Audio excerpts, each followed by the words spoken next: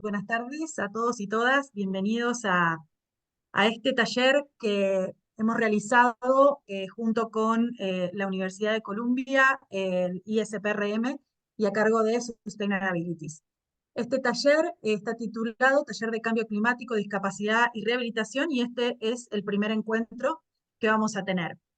Son 4 encuentros, todos los días miércoles en esta hora.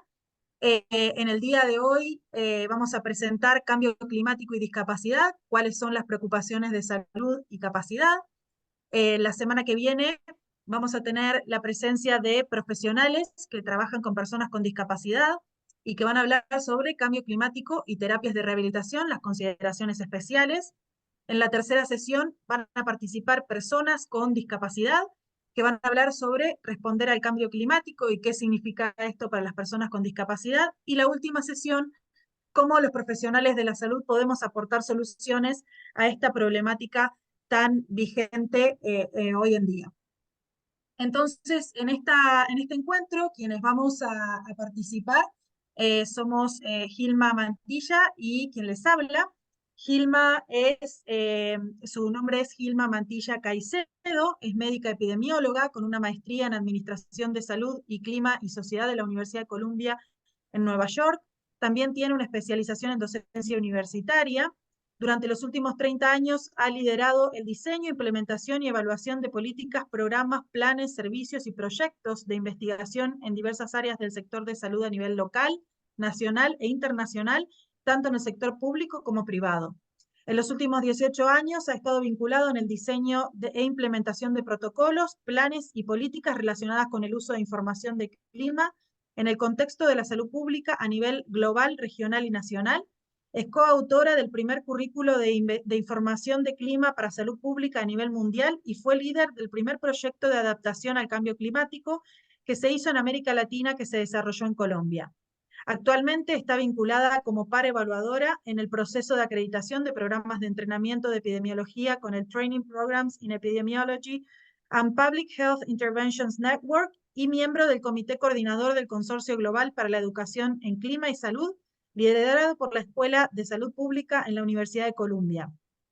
También está liderando el proyecto de integración curricular del tema de clima y salud en el programa de pregrado de medicina en la Pontificia Universidad Javeriana, sede Bogotá, Colombia, y recientemente fue nombrada como asesora del Comité de Ciencia y Política del Instituto Interamericano para la Investigación y el Cambio Global. Mi nombre es Melina Longoni, soy médica rehabilitadora originaria de Argentina, actualmente estoy viviendo en España. Me dedico a la rehabilitación de personas con daño cerebral y daño medular, más específicamente. Me he incorporado a Sustainabilities desde su inicio, hace un poquito antes de la pandemia, en el año 2019, y hemos publicado algunos artículos relacionados con el cambio climático y cómo afecta esto a las personas con discapacidad. Al final vamos a hacer preguntas y después respuestas en una discusión. Esto va a ser grabado y Hailey va a poner en el chat, va a poner el link para que todos puedan ver las grabaciones posteriormente. Eh, como logísticas de Zoom, por favor, todas las preguntas que quieran las pueden hacer en el cuadrito que dice Q&A, QIA, para que podamos hacerlas al final. Por favor, mantenga sus micrófonos silenciados, así no tenemos ruido del ambiente. Y si quieren, pueden tener sus cámaras encendidas. Así que, sin hacer más introducción, voy a dejarle a Gilma que pueda hacer su presentación.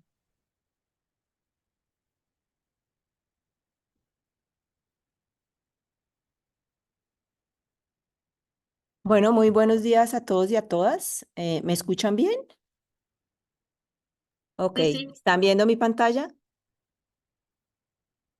sí, ¿Ven mi pantalla? Por favor, ¿me dan alguna seña? sí, sí se ve. Ok, perfecto. Bueno, entonces, como les dijo Melina, hoy vamos a empezar nuestro taller sobre cambio climático, discapacidad y rehabilitación. Yo voy a tocar un poco los siguientes temas. Primero, quisiera un poco explicar los conceptos de salud y salud pública. Entiendo que, digamos, la mayoría de las personas que nos están acompañando, trabajan en el sector salud, pero a veces es importante, digamos, retomar estos conceptos para saber un poco el posicionamiento sobre lo cual podemos hacer el vínculo con la parte de clima y cambio climático. Lo otro que me parece fundamental en este proceso es que tengamos claridad en los conceptos. Muchas veces queremos, digamos, hacer la introducción en estos fenómenos que nos están sucediendo y que vienen sucediendo desde hace mucho tiempo, pero sin tener la claridad en lo que significa clima, estado del tiempo, cambio climático y variabilidad climática. Entonces voy a tomarme un tiempo para dar esa claridad. Y al final voy a hablar un poco sobre los impactos de cambio climático en salud para darle un poco la introducción a Melina em, para que ella haga el énfasis un poco en el vínculo con lo que tiene que ver con discapacidad y rehabilitación.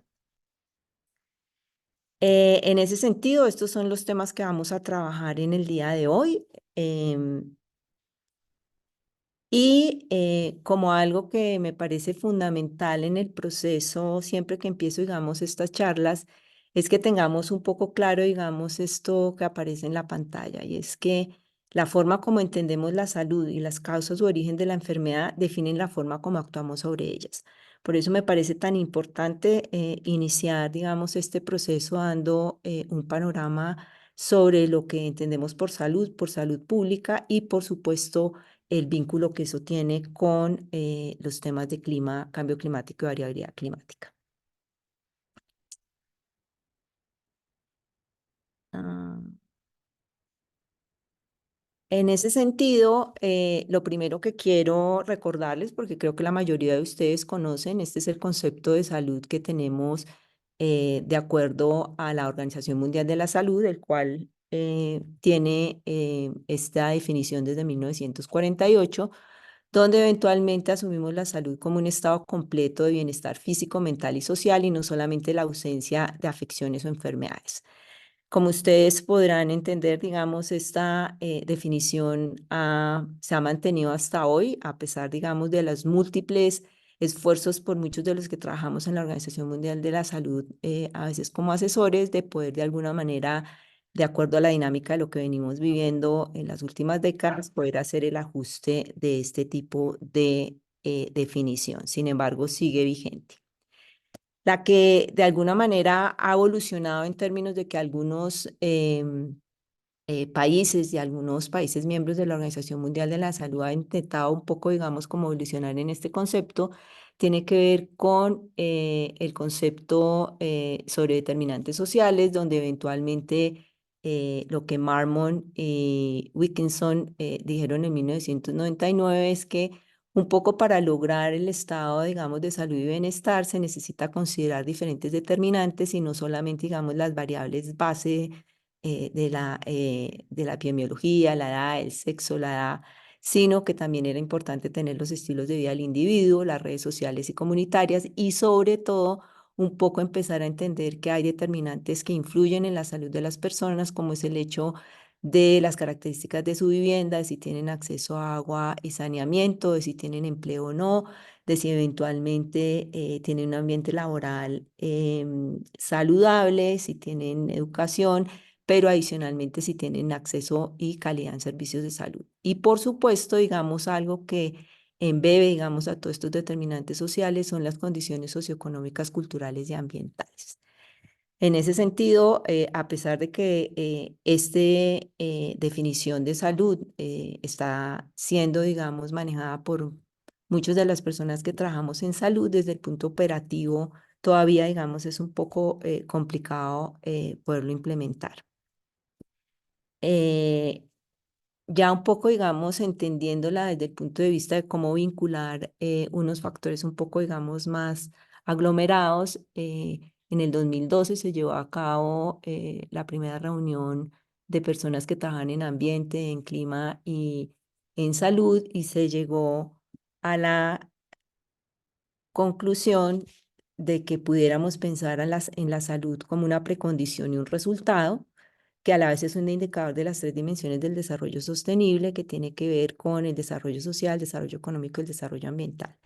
Esta es una de las definiciones que eventualmente los que trabajamos en este momento en lo que tiene que ver con el vínculo de cambio climático y salud nos parece que es la más apropiada, ya que es muy importante entender que la salud no es una condición que se da per se, sino que es el resultado de cómo los individuos y las poblaciones tienen la posibilidad de tener en su entorno condiciones económicas, condiciones sociales y condiciones ambientales que les provean los mecanismos para que tenga condiciones de salud.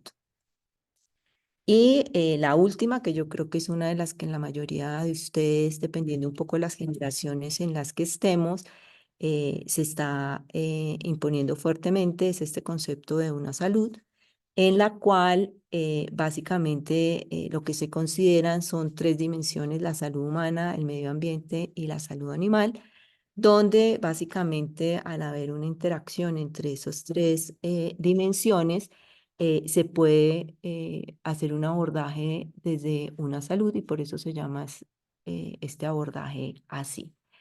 Un poco en esta consideración, fíjense que hablamos de la salud humana y la salud animal como interdependientes y ambas dependiendo un poco del medio ambiente, donde como uno de los fenómenos o condiciones que hacen parte de este medio ambiente tiene que ver con el cambio climático.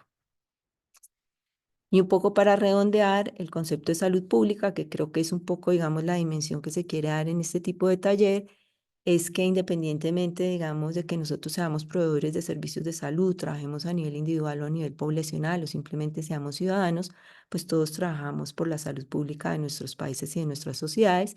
Y es así como la salud pública debe ser entendida como la ciencia del arte de prevenir enfermedades, prolongar la vida y promover la salud a través de las acciones organizadas de la sociedad. Esto es un trabajo que no es un trabajo netamente del sector salud ni de los prestadores de servicios de salud, sino que implica que se entienda muy bien el contexto social de la enfermedad y la salud. Por eso un poco estas definiciones de una salud o de la salud en el contexto del desarrollo sostenible tienen un poco más de fortaleza para poder de alguna manera alinearse con este concepto.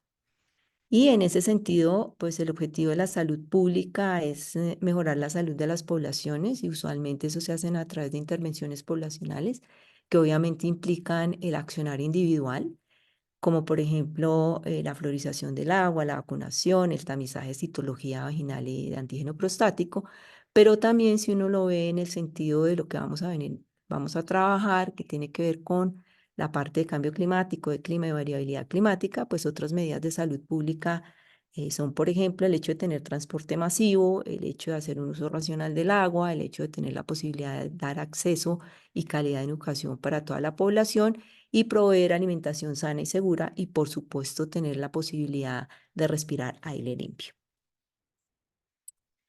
Ya entrándonos un poco, digamos, a los conceptos que quiero manejar sobre lo que es estado del tiempo, clima, cambio climático, variabilidad climática, quisiera empezar con el estado del tiempo o lo que llamamos desde el punto de vista de la climatología o de la meteorología, el tiempo atmosférico. Y básicamente, un poco, al menos en Latinoamérica, en algunos países, nosotros no estamos muy dados a entender específicamente qué es el estado del tiempo y el tiempo atmosférico, sino que para nosotros el estado del tiempo casi que no existe dentro de nuestro lenguaje. Esto es un concepto que se da más en países que experimentan estaciones y por eso es tan importante un poco considerarlo en este momento, en esta charla. En ese sentido, el tiempo atmosférico es la manifestación de la dinámica de la atmósfera en un lugar y en un momento determinados. Es decir, estas condiciones de la atmósfera usualmente se miden a través de variables meteorológicas que tienen que ver con lluvia, con temperatura, con brillo solar, con velocidad del viento, con cantidad de niebla, de nieve, por ejemplo. Entonces, si uno pudiera pensar, cada uno de ustedes, veo que hay personas de Chile, hay personas de Colombia, hay personas de España. Si uno se preguntara en este momento cuál es el estado del tiempo que cada uno de ustedes tiene, pues todos vamos a tener tiempos atmosféricos distintos. Por ejemplo, yo estoy en este momento en un sitio a 3 horas de Bogotá, que es la capital de Colombia, que se llama Villa de Leyva, y tengo una temperatura de 21 grados centígrados, tengo una velocidad del viento baja, no hay lluvia y eso genera, digamos, que las condiciones de luminosidad que tengo sean altas. Probablemente en el caso de ustedes, pues van a tener condiciones totalmente distintas dependiendo del lugar y el momento en el que veamos las condiciones de la atmósfera. Ya con relación al clima, fíjense que el clima, hablamos también de las condiciones atmosféricas en un periodo determinado sobre un lugar o una región, pero es importante, vamos a devolverle un segundo acá en el estado del tiempo, que me faltó decir algo que es importante, y es que estas condiciones atmosféricas que se miden en un lugar determinado y en un momento determinado tienen una escala temporal que varía en horas a días. Por eso ustedes de pronto han oído en las noticias o ahora en las aplicaciones de los celulares que aparece cuál es el pronóstico del estado del tiempo y generalmente se lo dan a uno máximo eh, eh, en qué va a pasar en 6 horas o qué va a pasar máximo en 72 horas. O sea, el periodo de tiempo en que se valora este estado del tiempo es una escala temporal corta. Cuando yo hablo del clima, entonces básicamente esa escala temporal puede tener la posibilidad de estar entre meses o años y por eso un poco la gráfica que aparece aquí es un poco mostrando los meses del año y cuál es el comportamiento de la precipitación, que usualmente tiene unidad de medida en milímetros de agua y de temperatura, que usualmente lo tiene en grados centígrados. Entonces, básicamente, el clima, a diferencia un poco del estado del tiempo, lo que hace es medir variables meteorológicas, como yo les dije, precipitación, temperatura, brillo solar, velocidad del viento, etcétera, pero esto lo hace en periodos de tiempo mucho más largos. En este caso, como les estoy mostrando en la diapositiva, lo está haciendo en cómo es el comportamiento de la precipitación, que está en este histograma, que está en morado, y cuál es el comportamiento de temperatura mínima, media y máxima. Un poco, digamos, para que ustedes entiendan de qué depende el clima.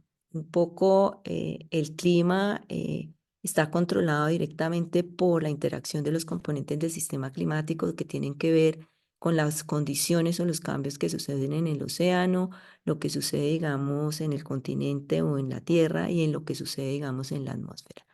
Pero básicamente todos esos procesos de este sistema climático están mediados por la radiación solar, que es básicamente el combustible que pone en movimiento toda la máquina atmosférica para que haga una interacción con el océano y con la Tierra.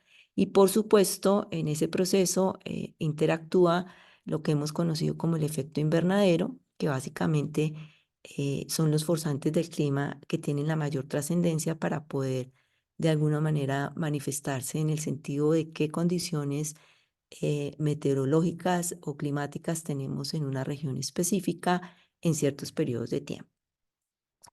Y un poco para entender el efecto de gases de efecto invernadero, lo primero que quiero mencionar es que entre esos gases de efecto invernadero tenemos el vapor de agua, el oxígeno, el nitroso, el oxígeno, el dióxido de carbono, el ozono y tenemos algunos otros dentro de los cuales el más estudiado pues es el dióxido de carbono. Pero un poco, digamos, en esta diapositiva lo que quiero que ustedes entiendan es que básicamente, como les decía, el sistema climático es una interacción entre lo que pasa en el continente, en el océano y en la atmósfera, y todo mediado obviamente por la radiación solar.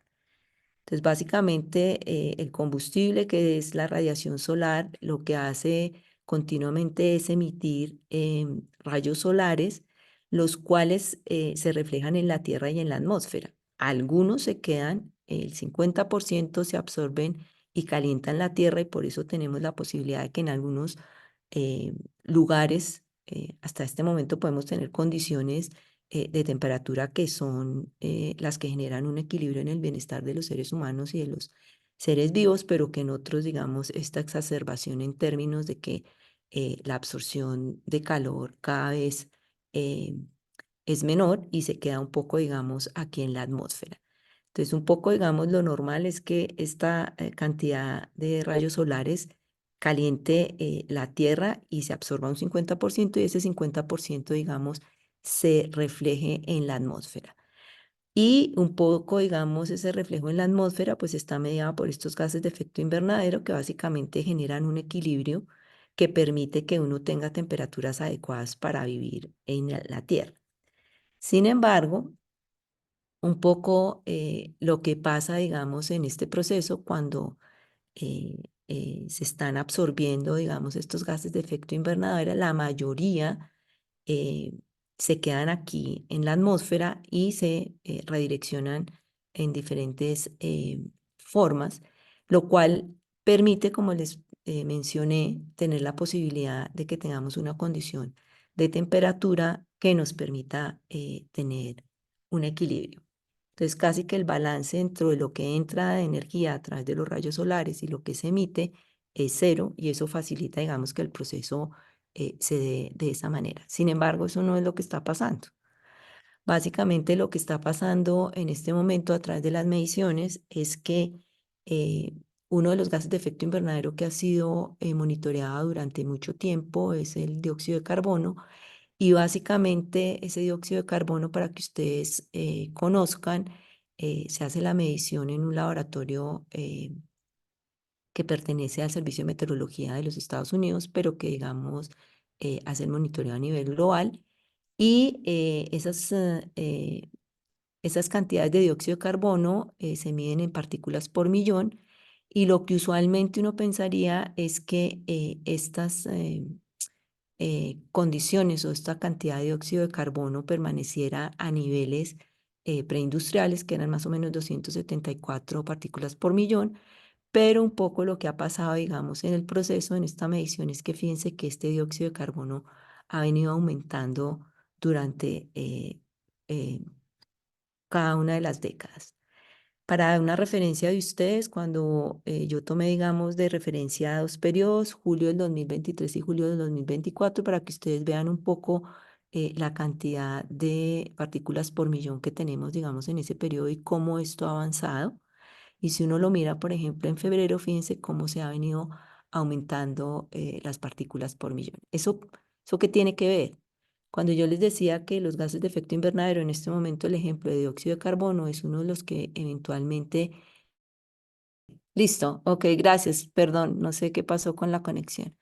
Bueno, simplemente para retomar acá, lo que quiero es mostrarles un poco la comparación entre cómo la cantidad de dióxido de carbono viene aumentando con el tiempo, y cuando uno ve que, digamos, el dióxido de carbono es uno de los gases de efecto invernadero que por mantenerse más tiempo en la atmósfera está generando el calentamiento global. Pues básicamente acá lo que yo les estoy mostrando a través de diferentes modelos que se han ensamblado, cómo esa tendencia, entre más dióxido de carbono tengamos, más tenemos la posibilidad de que la temperatura se vaya aumentando. Y es un poco lo que eventualmente nos está sucediendo en muchas partes del globo terráqueo.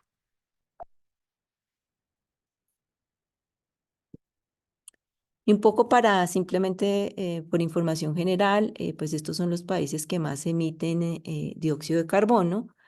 em, y un poco cuando uno lo ve por emisiones per cápita, pues ustedes van a ver y seguramente van a ver reflejado cada uno de sus países de cuáles son las toneladas anuales de CO2 por habitante. Esto es un em, estándar del 2019. Generalmente estos mapas se producen cada 2 años, cada 4 años. En este momento no tenemos el último disponible, por eso puse el del 2019. Sin embargo, en términos, digamos, del sector salud, es importante que ustedes conozcan que nosotros como sector salud a nivel global generamos emisiones de aproximadamente el 5%, o sea que uno pudiera decir que estamos casi que produciendo similar a lo que produce Rusia en términos de emisiones de CO2, o sea, estamos contribuyendo también a este proceso de calentamiento global que tenemos. El tercer concepto que quiero que miremos es lo que tiene que ver con variabilidad climática, y esto es básicamente, son fluctuaciones que se dan de forma natural, pero que debido a las condiciones climáticas en periodos largos, pues ha generado que eventualmente esa variabilidad climática eh, minimice los ciclos en los cuales se presente. Entonces, básicamente, la variabilidad son fluctuaciones del clima en todas las escalas espaciales y temporales. Cuando estoy hablando de escalas espaciales, no a nivel geográfico, a nivel de área específica, a nivel de cualquier parte del continente. Y básicamente, usualmente esta variabilidad puede verse a procesos internos naturales. O sea, si nos vamos a la condición de ecuación cero que yo les decía, hay una variabilidad interna que eventualmente se genera y que produciría que tengamos la cantidad de combustible solar y la cantidad que se refleja a la atmósfera es cero, y eso sería lo que llamaríamos de alguna manera variabilidad interna. Pero cuando hay forzamientos externos, como es el hecho de que por la producción antropogénica hemos alterado, digamos, esa ecuación, pues entonces hablamos de variabilidad externa. Para que ustedes conozcan, los principales ejemplos de variabilidad climática son las condiciones del niño y de la niña. En esta primera, básicamente, lo que varía son los patrones de temperatura, de viento y de mar que propician temperaturas superficiales del Océano Pacífico.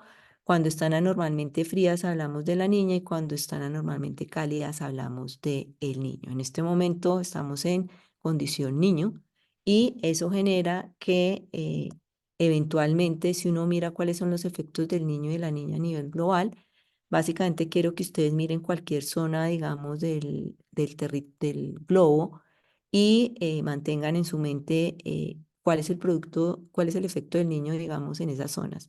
Si ustedes ven, por ejemplo, en Sudamérica, en la parte norte, tenemos una condición de niño que nos produce sequías, pero por ejemplo en Chile y en algunas áreas de Argentina y de Uruguay produce inundaciones. Cuando yo miro el efecto de la niña, fíjense en esas mismas zonas y básicamente el reflejo es casi como de espejo. ¿Por qué es importante considerar hacer eso? Porque eventualmente, dependiendo de esos efectos de variabilidad climática que se traducen en fenómeno del niño y fenómeno de la niña, nos va a permitir específicamente en términos de los diferentes sectores de tomar decisiones con respecto a cómo prepararnos para minimizar, por ejemplo, los efectos de la sequía que podrían generar una inseguridad alimentaria o que podrían generar la posibilidad eventualmente de aumento de criaderos de vectores, por ejemplo. Y ya entrando, digamos, a lo de cambio climático, quiero acá, digamos, hacer un énfasis específico en decir que el cambio climático es un cambio que es atribuido directa o indirectamente a la actividad humana y que altera esa dinámica de la atmósfera que veníamos hablando cuando hablábamos de estado del tiempo, de clima y variabilidad climática. Y básicamente aquí el cambio climático, cuando miramos lo de las condiciones de la atmósfera, esto se da específicamente en periodos de tiempo que generalmente son más de 3 décadas. Entonces, fíjense que en términos de escala temporal es muy importante, digamos, que cuando yo hablo de cambio climático no es lo que pasa de un día para otro, no es lo que pasa de un mes para otro, no es lo que pasa de un año para otro, no es lo que pasa de una década para otra, sino que eventualmente se necesitan al menos 3 décadas para poder hablar de cambio climático. Cuando yo hablo de cambio climático, el cambio climático no se mide a través necesariamente de las estaciones meteorológicas, eso es una fuente de información, sino que para hablar de cambio climático hablamos de escenarios y esos escenarios utilizan variables de la atmósfera, los océanos y de la tierra, como ustedes ven allí. Usamos población, el Producto Interno Bruto, urbanización, cambios tecnológicos, cambios en políticas de mitigación y adaptación y otro tipo, digamos, de información que nos permite generar esos escenarios de cambio climático. Esto es un poco para que ustedes vean, de acuerdo al último informe del Panel Intergubernamental de Cambio Climático, que es un consenso, digamos, de personas voluntarias que trabajamos en el proceso para mirar cómo va avanzando la condición física, digamos, de la condición de la atmósfera y los impactos y cambios en vulnerabilidades de diferentes sectores. Esto es un poco lo que tenemos en este momento, en el cual en el sexto informe dice que el mundo probablemente alcanzará o superará los 1,5 grados centígrados en el 2030 y en el 2040. Y acá básicamente lo que ustedes ven son los diferentes escenarios dependiendo de las condiciones que acabamos de mencionar. Poco para decirles a ustedes, tenemos lugares en el planeta donde ya estamos en el 1,5 grados centígrados, o sea que estamos eh, un poco, digamos, adelantados frente, digamos, a esta proyección. Y lo otro que se dice es que para el 2100 tendremos la posibilidad de tener 4 grados centígrados en términos de calentamiento. Y esto es un poco como uno lo ve a nivel, digamos, de mapas, simulando que tengamos 1,5 grados de temperatura, digamos, al 2030, 2 grados centígrados o 4 grados. Y básicamente lo que estamos mostrando aquí es la escala en términos de grados centígrados en cómo eventualmente cada una de las zonas del globo se van calentando de acuerdo a si subimos 1,5 grados, 2 grados o 4 grados. Y esto es un poco lo que pasaría en términos de precipitación, con la diferencia de que básicamente aquí en la escala estamos mirando el porcentaje de cambio de qué tan seco vamos a estar o qué tan eh, eh, húmedos o qué tanta posibilidad, digamos, de inundación vamos a tener. Si uno lo mira en la parte netamente del Caribe y de Suramérica, pues básicamente tenemos exactamente el mismo patrón con una diferencia y es que eventualmente tenemos unas proyecciones a 5 días, tanto en condición de alta precipitación como de alta sequía. Todo esto, digamos, lo encuentran en el informe del Panel Intergubernamental de Cambio Climático, que es una de las referencias que tenemos en este taller. Entonces, ahora vamos a hacer, digamos, una pregunta y básicamente es, ¿cuál es la principal diferencia entre clima y cambio climático? Los invitamos a ustedes a que voten eh, por alguno de estos distractores, el A, el B, el C, el D.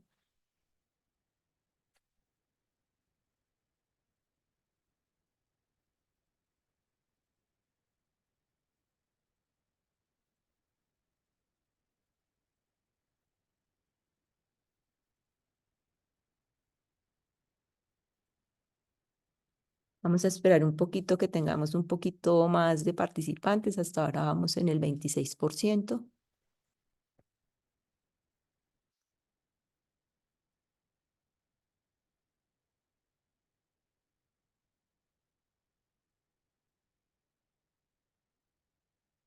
Bueno, ya vamos llegando un poco al 50.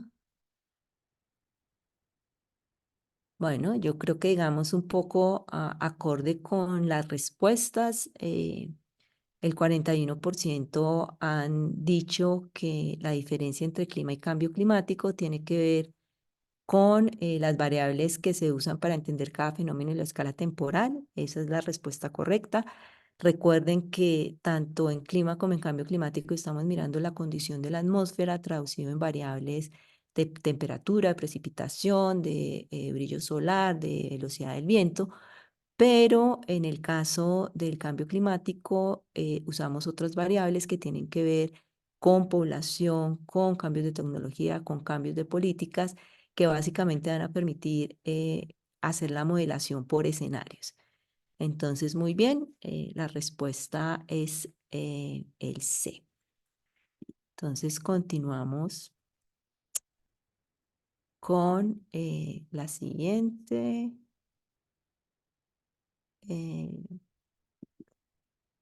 Ok, un segundo acá. No sé cómo quitar esto de acá. Eh, Share results. Stop sharing. ¿Están viendo mi pantalla? Sí. Ok, perfecto. Segundo, voy a cerrar esto. Perfecto. Bueno, entonces ahora vamos a ver otro concepto que es muy importante también para considerar en términos del accionar de nosotros como personal que trabaja en el sector salud, y es lo que tiene que ver con riesgo climático. Desde el punto de vista del riesgo climático, básicamente trabajamos también como en una ecuación en la cual el riesgo está en función de la amenaza, de la exposición y de la vulnerabilidad. Entonces, cuando yo hablo de riesgo, y un poco acá lo puse en colores como para tener una mnemotecnia, y es básicamente el riesgo es la probabilidad de que ocurran consecuencias económicas, sociales o ambientales en un sitio particular y durante un tiempo de exposición determinado. Cuando yo hablo de amenaza, estoy hablando un poco de cuál es el peligro latente de que un evento físico, ya sea de origen natural o causado por la acción humana, se presente con una severidad suficiente para causar pérdidas de vidas, lesiones u otros impactos en salud, o también daños y pérdidas en bienes, en infraestructura, en prestación de servicios y en recursos ambientales. Cuando yo hablo de exposición, es la condición en la cual los individuos o las poblaciones están en desventaja debido a la ubicación o posición o localización geográfica que se tiene y que está expuesta al riesgo. Cuando yo hablo de vulnerabilidad, es básicamente la incapacidad o la susceptibilidad que tiene un sistema. Cuando yo hablo de un sistema, somos los seres humanos, somos los seres vivos, es la infraestructura para afrontar los efectos adversos del cambio climático y en particular lo que tiene que ver con variabilidad del clima y fenómenos externos. Recuerden que cuando hablamos de variabilidad del clima estamos hablando de los mejores ejemplos de variabilidad climática son el fenómeno del niño y el fenómeno de la niña. Aquí quiero hacer un énfasis en la parte de vulnerabilidad, que es parte, digamos, como el trabajo fuerte que tenemos que hacer los del sector salud. Y es básicamente que la vulnerabilidad tiene varios componentes. Tiene el componente de sensibilidad y el componente de resiliencia. El componente de sensibilidad tiene que ver con el grado de fragilidad que tenemos para enfrentar una amenaza y recibir un posible impacto debido a la ocurrencia de un evento adverso.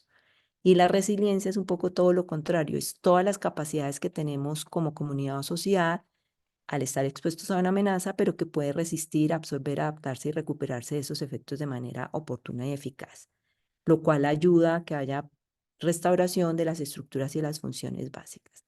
Por ejemplo, yo puedo estar expuesto a una amenaza climática como puede ser, por ejemplo, una inundación, pero en esa inundación las poblaciones pueden tener un alto grado de sensibilidad, el hecho de que no tengan claridad en cuáles son las rutas de evacuación, pero pueden tener, por ejemplo, una capacidad y es que eventualmente tengan una capacidad en términos de tener ubicación de sitios de albergue en caso de que eso se dé.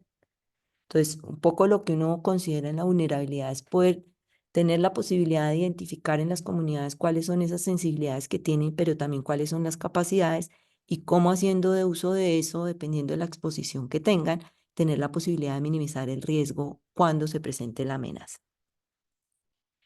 Esto es un poco, digamos, la condición general cuando hablamos de cambio climático en términos de la vulnerabilidad. Fíjense que hay vulnerabilidades que tienen que ver con factores demográficos, el hecho de tener personas, por ejemplo, incapacitadas, personas mayores, niños, tener factores geográficos que hacen que uno pueda ser vulnerable, factores biológicos, condiciones sociopolíticas, condiciones económicas. Uno puede estar expuesto a eventos extremos, a calor, a contaminación del aire, a problemas de calidad y de inseguridad del agua, de los alimentos, a una distribución, digamos, que tenga que ver con un aumento de la densidad poblacional de vectores, pero también uno puede estar vulnerable desde el punto de vista del sistema de salud en el hecho de que no haya gobernanza, en el hecho de que la cantidad de profesionales o de personas que trabajan en el sector salud no sea la adecuada, en que tengamos problemas de información que no sean oportunos, que eventualmente no tengamos la posibilidad de tener información suficiente, no tenemos las tecnologías, no tenemos la infraestructura en términos de poder hacer la prestación del servicio, no tenemos la suficiente capacidad o no tenemos la capacidad de financiamiento. Y usualmente, digamos, esa vulnerabilidad pues va a generar que tengamos algunos riesgos que son lo que hemos llamado enfermedades sensibles al clima, que tienen que ver con el hecho de que tengamos más lesiones y más mortalidad por eventos extremos, que tengamos enfermedades relacionadas con olas de calor, con el sistema respiratorio, con problemas de enfermedades vectoriales que sean transmitidas por el agua, por los alimentos o por el aire, que tengamos problemas de enfermedades crónicas, problemas mentales, pero que también tengamos varios riesgos con relación a los impactos que tendrían el cambio climático en términos de la infraestructura y, por supuesto, de los sistemas de salud. Y acá entrando ya, digamos, a la parte final de mi charla, tiene que ver con los impactos de cambio climático.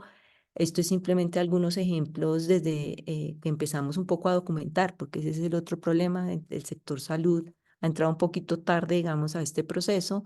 Simplemente para que ustedes tengan en cuenta, tuvimos un primer impacto de cambio climático en el 2003 en Europa, donde tuvimos el verano más caluroso desde 1540 y donde hubo países que eventualmente, secundario a esto, aportaron 40.000 a 70.000 muertes que fueron atribuidas a las olas de calor.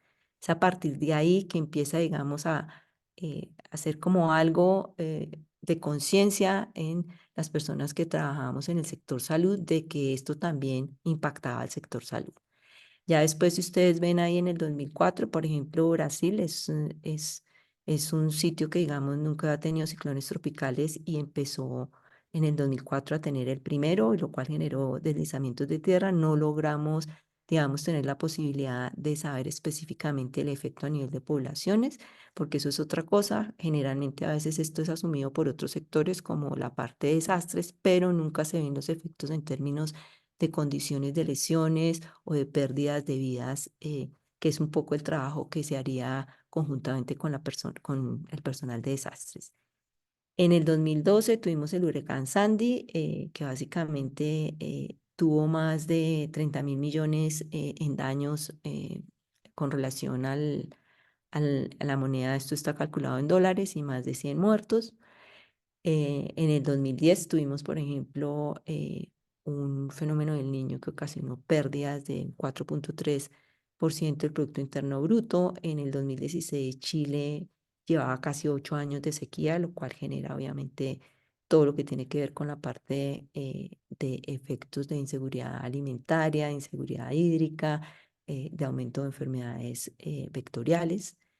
Si nos vamos, digamos, a otro impacto del cambio climático, tiene que ver con la pérdida de glaciales.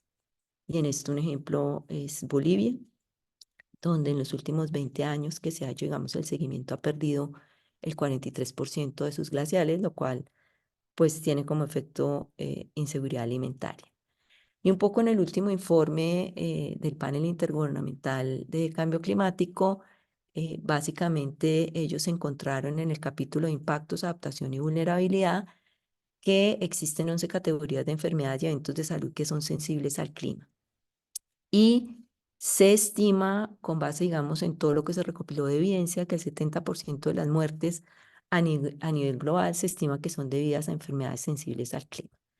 Estos son un poco, digamos, lo que sale de estas 11 categorías que se definen en el panel intergubernamental. Y si ustedes ven, hay enfermedades transmisibles, enfermedades no transmisibles, pero también enfermedades que tienen que ver con la salud mental y específicamente con la deficiencia nutricional.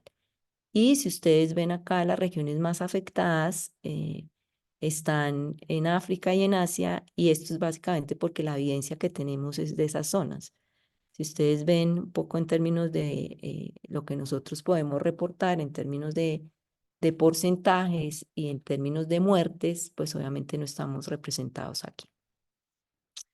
Pero si uno lo ve en otro tipo, digamos, de estudios que se han hecho específicamente en la parte de Sudamérica, acá les puedo mostrar que cuando hacemos mapas para saber cuáles son las condiciones que son adecuadas para la transmisión del dengue por el Aedes aegypti, lo que encontramos es que eventualmente la reproducción de este vector debido a condiciones cambiantes de condiciones climáticas, tomando el periodo 1950 al 54, donde teníamos un 17% de áreas donde eventualmente teníamos condiciones de temperatura que permitían que existieran los vectores.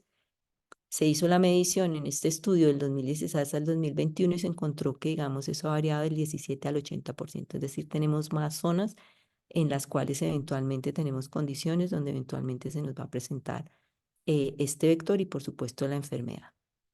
Si lo vemos en términos de riesgo de muerte ante un aumento de temperatura de 2 grados centígrados, aquí básicamente lo que estamos mostrando de acuerdo a un escenario de cambio climático que es el RCP 4.5, es que eventualmente en el 2041-2060 lo que veríamos, si ustedes ven en la escala, es a medida que se ve más oscuro son los días en los cuales vamos a tener la posibilidad de tener condiciones de temperatura del aire y de humedad que generan un riesgo de muerte.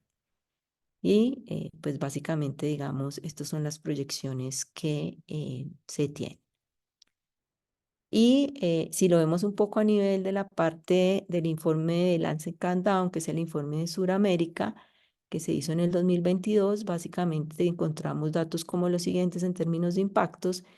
Es que la pérdida de ingresos por reducción de la capacidad laboral relacionada con el calor, en 2021 la pérdida potencial de ingresos promedio representó el 0,68% del Producto Interno Bruto para Sudamérica. Y si uno lo ve en costos de la mortalidad relacionada con el calor, básicamente el valor monetizado de las muertes equivale a ingresos de más o menos 700.000 personas. Acá está la referencia para que ustedes vean todo el informe y allí encontrarán seguramente algunos otros datos que pueden ser de interés en sus áreas de trabajo. Si uno lo mira, digamos, volviendo al informe del panel intergubernamental, estos son otros datos que de alguna manera son importantes de considerar, entre los cuales aparece que en el 2050 habrá entre 800 millones y 3.000 millones de personas que tendrán escasez crónica de agua debido a sequías por un calentamiento de 2 grados centígrados y 4.000 millones con un calentamiento de 4 grados centígrados. Con relación a lo que tiene que ver con problemas de desnutrición, se proyecta que se tenga 1,4 millones de niños con retraso severo de crecimiento y desarrollo, lo cual limita el potencial físico y cognitivo y por tanto, digamos, procesos que implican un trabajo no tanto, digamos, de minimizar la nutrición, sino las consecuencias de estas. Si uno lo mira en términos de inundaciones causadas por el nivel del mar, básicamente se proyecta que más de 1.000 millones de personas que vivan en ciudades y asentamientos costeros sufrirán pérdidas de infraestructura. También habrá falta de alimentos y de nutrición y por tanto la pobreza y la desigualdad seguirá creciendo, así como la migración involuntaria.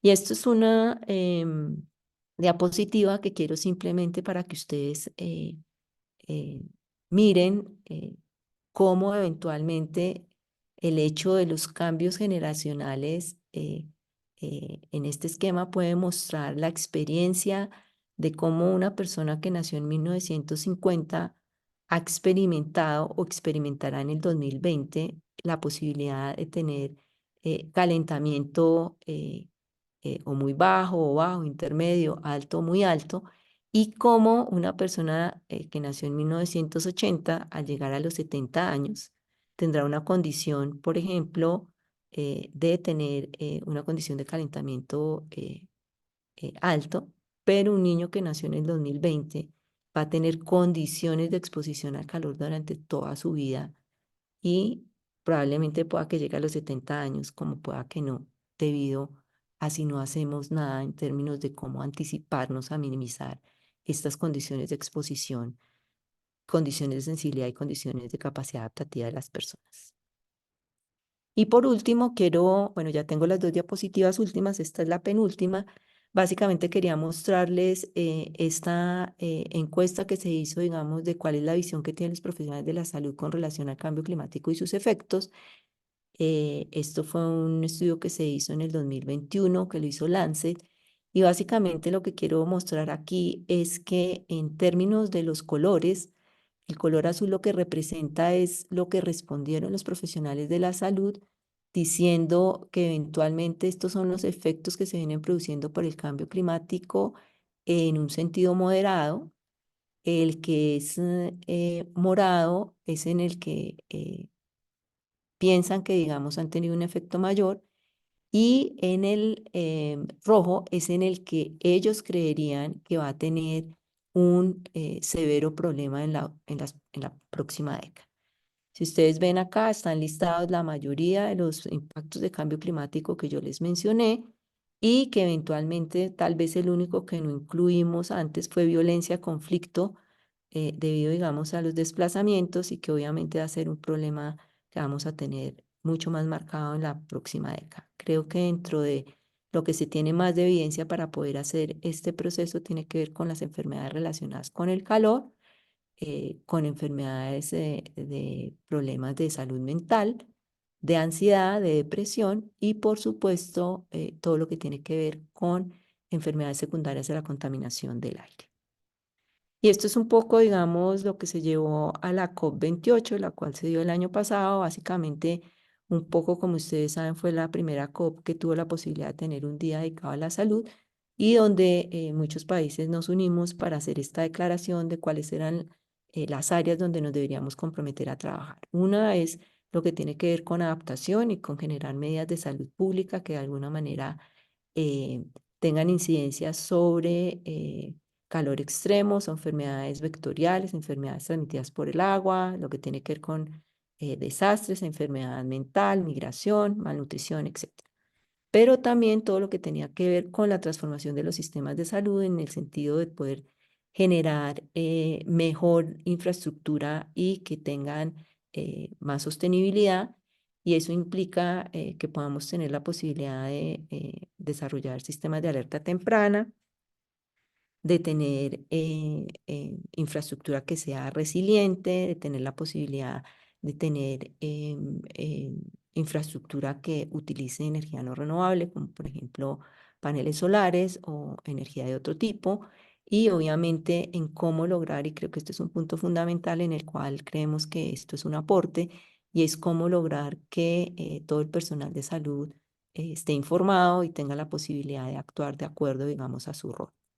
Y el último es todo lo que tiene que ver con los cobeneficios que vienen de la mitigación, de trabajar con otros sectores, en el sentido de cómo logramos trabajar con el hecho de que eventualmente no sigamos contaminando el aire, de que tengamos la posibilidad de tener ciudades más saludables, de lograr mayor movilidad, digamos, por transporte diferente a los carros y usar combustible fósil. Y por supuesto, tener la posibilidad de entrar en dietas un poco más saludables. Y por supuesto, todo esto, digamos, enfocado a las poblaciones más vulnerables que tienen que ver con poblaciones en los extremos de la vida, población indígena, población joven, y por supuesto, trabajar mucho haciendo uso de la tecnología que se tiene disponible y teniendo la posibilidad de trabajar con la población más vulnerable. Bueno, creo que eso es hasta acá. Mil gracias. Como dijo Melina, esperamos sus preguntas al final. Y ahora le doy paso a Melina para que haga su presentación. Gracias. Muchas gracias, Gilma. Excelente presentación, súper clara en los conceptos. Creo que todos estamos como más clarificados en muchas cosas relacionadas con este tema y el impacto que tiene en, sobre todo, la calidad de vida de todos nosotros.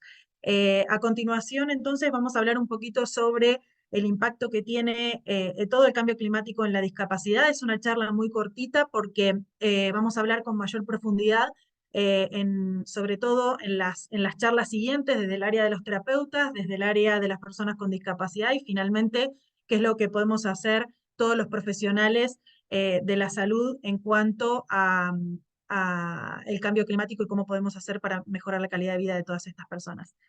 Hailey, if you want, you can share video. Thank you.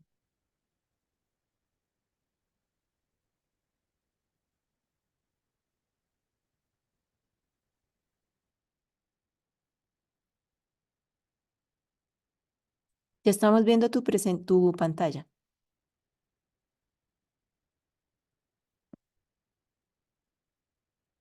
¿Pero no se escucha? Eh, no.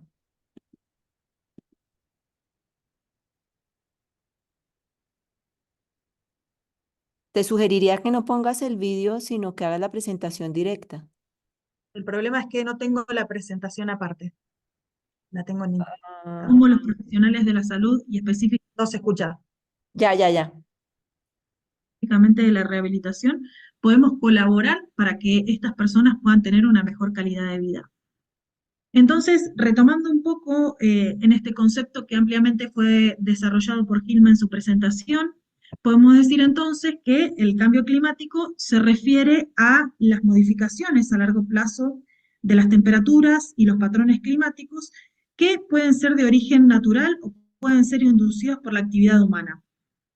Este fenómeno constituye una grave amenaza medioambiental con impactos como fenómenos meteorológicos extremos, como son las olas de calor intensas, las sequías y los megaincendios. Y específicamente lo que corresponde a la actividad humana en la quema de combustibles fósiles que hacen que se genere un efecto invernadero como principal causa del cambio climático. Para darles un dato, la temperatura media mundial ha aumentado aproximadamente 1,11 grados desde la época preindustrial. Entonces me voy a enfocar un poquito más en el área de América Latina y el Caribe. Para eso les traigo los datos de este informe, que es del estado del clima en América Latina y el Caribe, que se realizó en el 2020 por la Organización Meteorológica Mundial, donde se pone en relieve la urgencia de tomar medidas para combatir todos estos cambios climáticos en toda nuestra región. Y destacamos obviamente que se necesita una acción coordinada, no solamente a nivel regional, sino también a nivel internacional, para fortalecer los sistemas de alerta temprana, promover la protección de los ecosistemas y priorizar el financiamiento de medidas de adaptación para poder enfrentar esta crisis climática. En este informe, básicamente se destaca la grave situación que enfrentamos en la región debido al cambio climático. Sabemos y lo hemos visto que en los últimos años hemos sufrido sequías intensas, ha habido récord de huracanes e inundaciones, aumentó el nivel del mar, hubo muchísimos incendios forestales, entre otros fenómenos extremos que estuvimos viviendo. Por lo tanto, todo este impacto ha tenido una gran repercusión en lo que tiene que ver en toda nuestra área, y no solamente desde el punto de vista socioeconómico, sino que también se ha llevado muchísimas vidas. Se ha cobrado más de 312.000 vidas y ha afectado a más de 277 millones de personas desde el año 1998 hasta el 2020. Por eso, mitigar todos estos impactos es sumamente importante para poder limitar el calentamiento global y poder permanecer 2 grados, por debajo de 2 grados centígrados, como se estipuló en el Acuerdo de París. Por eso es tan importante tener una cooperación regional e internacional para poder enfrentar todos estos peligros relacionados con los fenómenos climáticos y con el cambio climático, ya que el cambio climático no respeta ninguna frontera. Como estuvimos comentando previamente, las actividades humanas, como lo que es la quema de combustibles fósiles, la deforestación y la ganadería, son las que contribuyen a las emisiones de gases de efecto invernadero, como es el dióxido de carbono y el metano, que justamente hacen que aumente el calentamiento global y el cambio climático. Lo que hace la deforestación específicamente es reducir la capacidad de la tierra que tiene para poder absorber el dióxido de carbono, y eso, acompañado con las prácticas agrícolas que producen el metano durante la digestión de los animales, hace que sea un aspecto sumamente importante en intensificar las temperaturas. Y por lo tanto, reducir estas emisiones son cruciales para poder mitigar los efectos del cambio climático. Según el informe que les estaba comentando, no solamente se incluye el récord de huracanes, las sequías, el aumento del nivel del mar, los incendios forestales, sino que también hubo una disminución del rendimiento de los cultivos, cambios en los patrones de precipitación y una marcada reducción de los glaciares en los Andes, de la zona de Chile y de Argentina. Todos estos fenómenos sumados justamente lo que hacen es generar graves daños en la salud, en la vida, en la seguridad alimentaria, en el agua, la energía y por supuesto con un gran impacto socioeconómico de la región, que sabemos que tiene una gran asimetría económica y social para poder tener un desarrollo sostenible. Y justamente se vio muy agravado durante la pandemia del COVID-19. Además de todo esto, también enfrentamos una mayor deforestación en la cuenca del río Amazonas, lo que justamente podría contribuir a que tengamos mayor emisión de carbono en el caso de que sigamos perdiendo los bosques al ritmo que lo estamos perdiendo en la actualidad. Entrando un poquito específicamente en las personas con discapacidad y personas más vulnerables, este estudio fue realizado en la ciudad de Monterrey, en México, y lo que analizaba el estudio es la vulnerabilidad del envejecimiento de la población ante los peligros del cambio climático. Y se centró específicamente en aquellos hogares que estaban afectados por inundaciones recurrentes. Los resultados mostraron que la vulnerabilidad de envejecer en el lugar afectado por las inundaciones se explica por varios factores, como son la presión ambiental, la competencia funcional, el envejecimiento avanzado, la exclusión social y la capacidad de gestión del riesgo. Lo que se observó es que existía una mayor concentración de población envejecida vulnerable en colonias de centro urbano y en colonias donde existe una alta marginación social.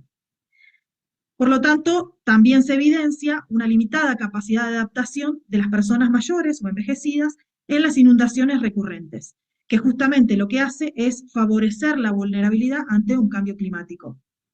Por eso todo esto subraya la importancia de entender los desafíos del envejecimiento en el contexto del cambio climático y, por supuesto, la necesidad de mejorar la gestión del riesgo y la capacidad de adaptación de las personas mayores en estos entornos de mayor vulnerabilidad. Este estudio realizó un análisis multivariado y destacó 5 factores que contribuyen a la vulnerabilidad de la población envejecida. El primero destaca la alta presión ambiental a la que están expuestos los entornos físico construidos. El segundo resalta el nivel de competencia funcional en el envejecimiento, que es mucho más bajo, y que está relacionado con el riesgo de fragilidad y discapacidad.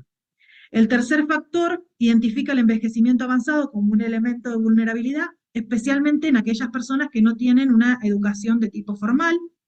El cuarto factor resalta la exclusión social, que está vinculado obviamente a los bajos ingresos y también al hecho de vivir solo, como, digamos, este aspecto relevante en la vulnerabilidad de las personas mayores.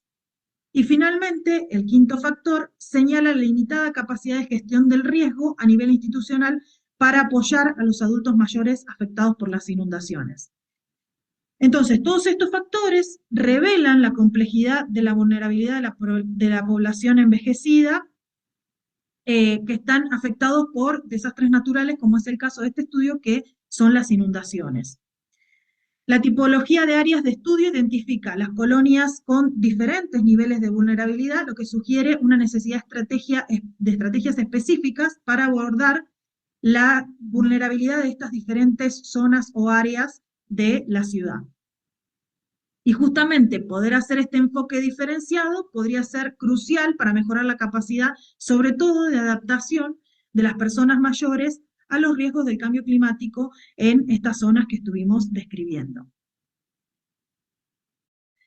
Las personas con discapacidad se ven afectadas de manera muy desproporcionada por los desastres climáticos extremos o del cambio climático, y tenemos que tener en cuenta que existen preocupaciones especiales en aquellas personas que tienen algunas necesidades específicas, como trastornos sensoriales o aquellas necesidades médicas crónicas que tenemos que tener en cuenta. Por ejemplo, puede existir una dificultad de la conciencia de los desastres, pueden ser personas que no puedan estar en un refugio estrecho ante un desastre natural, pueden necesitar algunos dispositivos que requieran energía eléctrica permanente, pueden necesitar medicamentos y suministros específicos, pueden necesitar atención continua y también pueden tener la necesidad de utilizar o de tener cuidadores, transportes especiales y otro tipo de necesidades individuales que pueden verse afectados en caso de que exista un desastre de tipo natural. Tengamos en cuenta que no todas las personas con discapacidad y todas las discapacidades son iguales, como por ejemplo es el caso de las personas con lesiones medulares, que tienen un riesgo especial debido, por ejemplo, a la incapacidad de poder controlar la temperatura corporal. Estos desequilibrios de la temperatura corporal están relacionadas con la temperatura del entorno, pueden tener, por supuesto, mayores problemas de movilidad. En el caso de esta población específica, se realizó un estudio que lo tienen ahí abajo. Este estudio se basó en encuestar a los profesionales de la rehabilitación que estaban tratando personas con lesiones medulares para determinar sus experiencias, inquietudes y necesidades educativas con respecto a los desastres naturales, el cambio climático y la sostenibilidad y el efecto que tienen en sus pacientes. Además de considerar los impactos en el cambio climático en las personas con lesiones medulares, es importante considerar todas las cuestiones que son de sostenibilidad. Y si nosotros como profesionales consideramos la sostenibilidad en nuestras prácticas. Por ejemplo, la telemedicina es muy prometedora como un medio sostenible para poder apoyar o ayudar en el cuidado de las personas con lesiones medulares, ya que podemos a través de este medio evitar que las personas tengan que realizar traslados de larga distancia y así podemos disminuir de alguna forma la huella de carbono apoyando a este proceso de sostenibilidad. La mayoría de los encuestados reconocieron que obviamente necesitamos más información relacionada con los desastres, el cambio climático y específicamente en la discapacidad, y por eso necesitamos realizar más investigaciones y educarnos a nosotros como profesionales y también a las personas con discapacidad sobre el efecto del cambio climático y cómo el cambio climático tiene un efecto mayor en aquellas personas que tienen alguna condición de discapacidad. La huella de la atención sanitaria está vinculada obviamente con el gasto sanitario. Existe una muy fuerte correlación, pero no absoluta, entre la huella climática del sector de salud de un país y el gasto en salud. Otros factores también son la importancia, particularmente de la intensidad energética de la economía del país, de la intensidad de las emisiones del sistema energético. Si el crecimiento y la inversión del sector de salud se combina con una nueva trayectoria hacia cero emisiones, la huella climática de la atención médica puede disminuir en forma significativa, incluso a medida que aumenta el gasto de salud. Entonces, la atención sanitaria debe responder a la creciente emergencia climática, no solo tratando a las personas que están enfermas, que resultan heridos o que mueren o que tienen alguna condición asociada a causa de una crisis climática y sus causas, sino también practicando la prevención primaria y reduciendo radicalmente nuestras propias emisiones. Una acción climática en materia de atención médica que se alinee justamente con el Acuerdo de París requiere que el sector de salud, los ministerios y todos los que estamos relacionados, trabajemos también con aquellos fabricantes y proveedores de productos y de servicios para el cuidado de la salud, para justamente lograr emisiones netas cero para el año 2050 o, si se puede, por supuesto, que antes. Por eso nuestro sector de salud tenemos que emprender un esfuerzo y al mismo tiempo cumplir con los objetivos de salud globales, como son la cobertura sanitaria universal, y trabajar para alcanzar los objetivos de este desarrollo sostenible. Hay muchísimos sistemas de salud en muchos países que ya vienen liderando este camino hacia la descarbonización, sirviendo como modelos para todo nuestro sector. Entonces, en este informe que les había hablado al principio de la Organización Meteorológica Mundial, se destaca la necesidad de implementar medidas para adaptarse y tener resiliencia para enfrentar los efectos del cambio climático en América Latina y en el Caribe. Y dentro de las medidas que se encuentran están reforzar el monitoreo de las amenazas climáticas, fortalecer los sistemas de alerta temprana para reducir el riesgo de desastres y sus impactos, implementar planes de acción temprana para reducir el riesgo de desastres y sus impactos, promover la protección de los manglares como un recurso excepcional para la adaptación y mitigación del cambio climático, debido a su capacidad para poder almacenar el carbono y brindar otros servicios ecosistémicos, priorizar el financiamiento de medidas de adaptación, ya que la región enfrenta escasez de financiamiento para la acción climática, especialmente para la adaptación, lo que agrava la vulnerabilidad de todos nuestros países.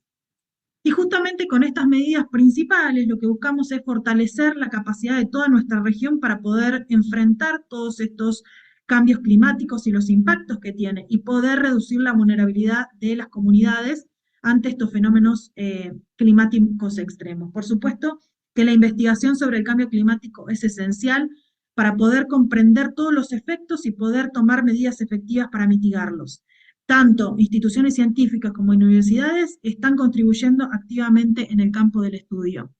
Por eso es importante que todas nuestras acciones, aunque sean mínimas, sea un granito de arena para aportar una mejor calidad de vida y proteger nuestro planeta. Muchas gracias.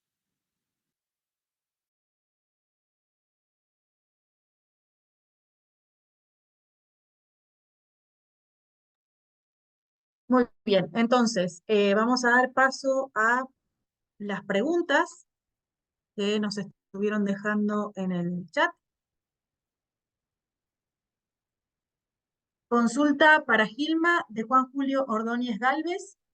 Nos pregunta, en relación al niño y la niña, me gustaría saber si tenemos categorizado sus procesos regionales y los impactos. De ser así, ¿por qué seguimos siendo castigados fuertemente con sus ocurrencias? Gracias por la pregunta. Creo que eh, la primera parte de la pregunta, sí, existen pronósticos regionales de los fenómenos del niño y de la niña. Eh, el problema es por qué seguimos teniendo las consecuencias, pues porque principalmente los sectores que tienen la información no actúan a tiempo. Sí, y parte del proceso yo creo que es porque específicamente, como yo les decía, el sector salud entró un poco tarde, digamos, en este proceso de estar en la agenda de lo de cambio climático y usualmente nosotros como profesionales de la salud no hacemos uso de la información de clima. No sabemos que existe. Por ejemplo, no sabemos que existe un pronóstico para saber cuándo viene el niño, cuándo viene la niña. No sabemos cuáles son los impactos que tiene el niño y la niña en la población. Y como yo les decía, cuando hablamos de salud pública, fíjense que el problema, o en la definición más bien de salud, la salud es el resultado de lo que pasa en otros sectores. Entonces, si por ejemplo el efecto del niño en un sitio produce sequía, ¿sí? Directamente el efecto de la sequía, claro, se da en la parte de la producción de alimentos, en la parte agrícola, en la parte hídrica, pero la consecuencia final la tenemos los seres humanos y porque no tenemos la posibilidad de tener alimentos para poder nutrir a nuestra población. Pero usualmente, digamos, eso no se ve como un efecto inmediato, sino es un efecto que eventualmente se va a dar en el corto plazo, pero que no se anticipa. ¿Cómo se podría anticipar? Si yo sé que voy a tener una sequía, como por ejemplo yo les mencioné en Chile, tuvieron 8 años de sequía y yo hubiera podido saber eso al menos 3 meses antes, que es donde se hacen los pronósticos de lo del niño, o incluso un año antes, yo hubiera podido generar un mecanismo alternativo para mirar cómo darle alimentos o nutrientes a las personas que están siendo expuestas a esa alta sequía, o cómo generar mecanismos de seguros económicos para que la gente no pierda o el que ya ha perdido sus cultivos tenga la posibilidad de tener un ingreso para poder de alguna manera compensar eso. Entonces, fíjense que el problema es también qué tanta información tenemos y creo que parte del ejercicio que estamos haciendo en este momento y que venimos haciendo incluso desde el Consorcio Global de Educación en Clima y Salud es lograr que la gente entienda que hay que estar enterados, pero también hay que no estar enterados para no hacer nada, hay que estar enterados para la acción, pero la acción es mancomunada en la sociedad, que es lo difícil, o sea, esa respuesta conjunta. Y yo creo que estamos en el camino, pero pues todavía nos falta un montón para poder de alguna manera entender que hay información, cómo usar la información y cómo asociarnos con otros sectores y trabajar con diferentes disciplinas para poder resolver el proceso. Muchas gracias.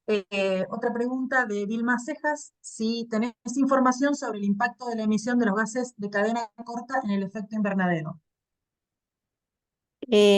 Bueno, con relación a esa, dentro de lo que se ha venido, digamos, teniendo en los diferentes informes, no se hace una desagregación, digamos, de los tipos de gases de efecto invernadero, se manejan, digamos, 8 en categoría, no se pone en cadena corta, cadena larga, o sea que eventualmente la respuesta es no, no hay una cosa específica, es una cosa genérica en términos de los 8 tipos de gases de efecto invernadero que tomamos en cuenta, entre los cuales está el CO2, está el vapor de agua, está el metano, está el óxido nitroso y están todo lo que tiene que ver con el resto de aerosoles, pero específicamente, digamos, categorizarlos por cadena lenta o cadena de otro tipo no se tiene. Perfecto. Luis Fernando Calle Bermejo pregunta, quisiera saber si existe algún organismo a nivel mundial que pueda estar tomando previsiones hídrico en vista que por efecto del cambio climático vamos viendo que existen muchos problemas causados por las sequías por un lado e inundaciones por el otro. Pues mira, digamos, esto es parecido como a lo que nos sucede en salud, que tenemos el organismo, la Organización Mundial de la Salud, tenemos la Organización Panamericana de la Salud, tenemos las organizaciones, digamos, por regiones y tenemos obviamente los ministerios. En el caso del recurso hídrico, tenemos algo que se llama el Consejo Mundial del Agua, que podría ser algo similar a la Organización Mundial de la Salud. Y tenemos uno que es más operativo, que es el Foro Mundial del Agua, donde eventualmente se reúnen cada 3 años eh, todas las personas, usualmente jefes de Estado y todos los ministros que están relacionados con el manejo del recurso hídrico para un poco mirar cuáles son las problemáticas y cuáles son las intervenciones o soluciones que se puedan dar. También hay otras instancias como por ejemplo la parte de la ONU que específicamente, digamos, está centrada en todo lo que tiene que ver con la parte de calidad de agua y con la distribución y la cantidad de agua que eventualmente llega a las diferentes zonas del globo. Yo diría que esas son como las tres instancias. También está UNESCO y obviamente, digamos, el directo, pues tiene que ver con cada uno, digamos, de los gobiernos, específicamente los ministerios o las áreas que eventualmente trabajan con la parte del inventario de agua, de recursos hídricos, etcétera. Y yo diría que operativamente, en caso de lo que estamos hablando nosotros, son las unidades de gestión de riesgo y cambio climático, se llaman de diferente forma en todos los países, pero creo que sería como la parte de operación que en realidad debería estar haciendo un trabajo sobre los efectos de qué pasa si no hacemos una buena gestión de riesgo, una buena gestión del recurso hídrico. Luis Piedra nos pregunta qué medidas se pueden considerar en una institución educativa. Eh, Hará referencia a los impactos. Bueno, en general yo digo que en una institución educativa, ¿qué podemos hacer? Creo que hemos venido haciendo un esfuerzo desde hace más o menos una década de trabajar mucho en términos de informar y de sensibilizar a diferentes sectores, incluido el sector salud, pero yo creo que a nivel educativo deberíamos trabajar un poco con la parte de los niños, o sea, y en todos los grados, ¿no? En la parte primaria, en la parte, digamos, ya de secundaria, un poco en el proceso de la importancia del ambiente y los efectos de no cuidar adecuadamente los recursos de los ecosistemas. Yo creo que si hacemos un trabajo allí, eh, mejorará un poco lo que puede pasar con las nuevas generaciones que están naciendo y que van a entender qué significa exponerse a 45 grados de temperatura en términos de su bienestar. Entonces, yo creo que sí hay mucho que hacer y hay que bajar el nivel en términos del proceso de capacitación y entrenamiento en este tema. Claro que por supuesto empezar cuanto antes es lo ideal, nunca es tarde, hay que empezar ahora y si se puede empezar desde niños mejor, por supuesto, porque son los que van a poder cambiar las políticas venideras. Bueno, creo que estuve leyendo bastante los comentarios de las personas que lo estuvieron viendo. Por supuesto, te felicitan por las presentaciones, ha sido excelente. Eh, Todos más o menos están de acuerdo con esto de que información podemos buscar, pero tenemos que llevarla a la acción. Eso es sumamente importante, que no se quede en una charla, en un taller y digamos, en un conocimiento, sino que hay que ejecutarlo y que todas las acciones, por más mínimas que parezcan, son sumamente importantes porque todos somos parte de esto. No sé si alguien más tiene alguna pregunta, estuve repasando algunas del chat. Eh, De pronto acá Ignacio, hay una que podríamos incluso contestar ambas. Mira, claro, dice, es para mí, pero creo que tú también podrías dar tu opinión. En base a su experiencia, considera que las estrategias planteadas en Objetivos de Desarrollo Sostenible, en las comunicaciones nacionales, en el SENDAI, que es el informe, digamos, de desastres, no contemplan la problemática en la salud del cambio climático.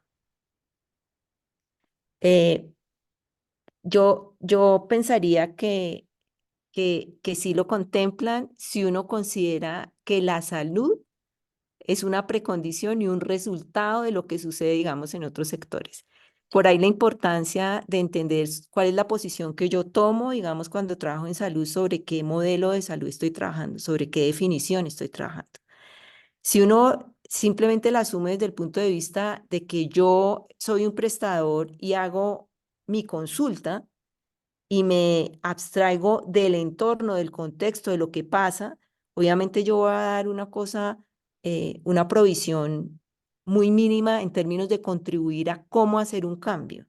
Pero si yo tengo conciencia, por ejemplo, de que lo que aparece en los Objetivos de Desarrollo Sostenible, en las comunicaciones nacionales, simplemente hablamos de las comunicaciones nacionales, el inventario de gases de efecto invernadero. Si yo entiendo que, por ejemplo, en mi institución yo produzco gases de efecto invernadero, yo puedo tomar una acción en términos de poder dar esa información, de argumentar y de mirar entre todos los que trabajan en esa institución cómo poder minimizar, cómo cambiar un poco, digamos, la manera como trabajamos en el sentido de los equipos que usamos, en la cantidad de luz que usamos, en si tenemos una planta, no tener una planta que sea combustible fósil, que tengamos una planta, digamos, con paneles solares, que si yo trabajo en vacunación, utilice termos con energía solar y no termos que eventualmente tengan otra condición en términos de energía. Entonces, yo creo que cosas sí se pueden hacer y todo está inmerso. Lo que pasa, y si ustedes ven en todos los informes, no solo en estos, en todos, en los planes de adaptación, de mitigación de otros sectores, aparece la palabra salud en todo. Pero si yo veo desde salud, no aparece el tema, digamos, de variabilidad ni de cambio climático. Entonces hay que hacer un esfuerzo, digamos, bilateral. Sí, totalmente de acuerdo. Además, a veces para nosotros es un poco difícil porque la industria un poco presiona a que a veces no podamos hacer esas cosas sostenibles. Por eso, bueno, a mí en lo que me respecta en relación con la discapacidad y la rehabilitación, muchas veces los insumos que las personas necesitan usar, los catéteres, los descartables, los mismos equipamientos suelen ser cosas que no tenemos forma de hacerlo sostenible, y sobre todo en países, o sea, desarrollados. Justamente la semana que viene, una de las charlas va a ser específicamente cómo sostenibilizar todo esto, hacer sostenible todos estos dispositivos, cómo podemos reutilizar los materiales, llegando al mismo destino que es darle una mejor calidad de vida y generar una función o mantener una función o algo específico que los rehabilitadores hacemos para las personas con discapacidad, disminuyendo un poco la utilización de estos materiales que también generan una mayor huella, digamos, de carbono, y también la utilización que hemos utilizado muchísimo y hemos visto muy buenos resultados del uso de la telemedicina para llegar a todos nuestros pacientes. Hoy en día yo sigo tratando pacientes de Argentina estando a 13.000 kilómetros de distancia, y ya no necesito que ellos viajen 300 kilómetros, porque en Argentina las distancias son larguísimas para ir a verme y hacer una consulta, sino que de esa forma hemos podido incluso colaborar un poco con esto de darle la atención que la persona necesita y disminuir un poco la huella de carbono que estábamos generando. Bueno, creo que leo una más, que es de Ignacio Díaz Galdames. Dice, bueno, me encantó su presentación. Mi pregunta es la siguiente. De acuerdo a la evolución del cambio climático en los pronósticos de estudio del fenómeno, ¿las condiciones actuales que se están presentando alrededor del globo ya son efectos o aún están gestándose? ¿Y qué mejora o recomendación daría para mejorar nuestra percepción del cambio climático y sus alcances positivos con acciones y negativos sin accionar? Bueno, la primera pregunta, ¿los efectos ya se están dando? Recuerden que cuando hablamos de la definición de cambio climático estamos hablando de la condición de la atmósfera a través de estas variables en décadas que usualmente son de 30 años. Entonces, nosotros tenemos información de clima, incluso por paleoclima, o sea, podríamos sacar cómo fue la condición del dióxido de carbono en 1850. Lo que pasa es que la mayoría de la información la tenemos, digamos, a través de otros sistemas que son las estaciones meteorológicas y esas están como desde 1950 y la mayoría de los países tienen información desde 1950. O sea que si ustedes tienen series de tiempo de 30 años desde 1950, uno pudiera poder generar escenarios de cambio climático. Y fíjense que en lo que yo les mostré con relación a dengue, hicimos un trabajo, digamos, en lo que pasó de cuáles son las condiciones de temperatura que eran adecuadas para que se desarrollara el vector de dengue en 1950 y 1954 y las comparamos con 2014-2016. O sea, que eso está pasando. Otra cosa es que no lo estemos sintiendo o no lo estemos buscando. Y yo creo que en salud nos pasa mucho eso. Específicamente cuando uno trabaja en vigilancia de salud pública, tenemos una vigilancia rutinaria, pero no activa. Y ustedes seguramente, si empiezan a hablar un poco más con las personas con que trabajan sobre el contexto en que viven, van a encontrar, por ejemplo, personas que trabajan al aire libre y se exponen a temperaturas y a humedades que hacen que eventualmente eso pueda tener un efecto que puede ser agudo, pero que en el tiempo puede ser crónico y puede generar una insuficiencia renal crónica. Entonces, no es que en uno se están gestando, no necesariamente porque se esté gestando, sino porque se está buscando. El problema existe desde hace mucho tiempo, ¿sí? Y lo segundo es, ¿qué recomendación daría para mejorar nuestra percepción del cambio climático? Lo primero es que entiendan claramente qué es cambio climático.